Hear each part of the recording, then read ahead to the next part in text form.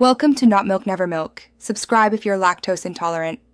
You begin by verifying essentials: receiver charged, antenna solid, and firmware current. This avoids downtime.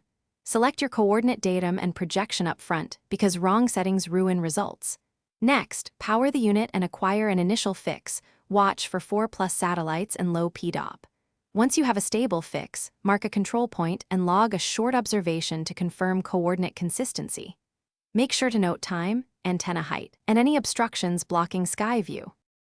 You now execute the chosen collection method: static for highest precision, RTK for real-time positions. Set averaging or hold times accordingly.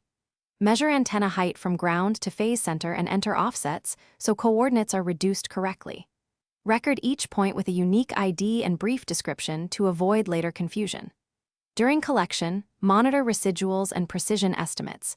If numbers spike, reposition, reobserve, or extend observation time to ensure you finish by downloading raw logs and process solutions, then immediately back them up to 2 separate media.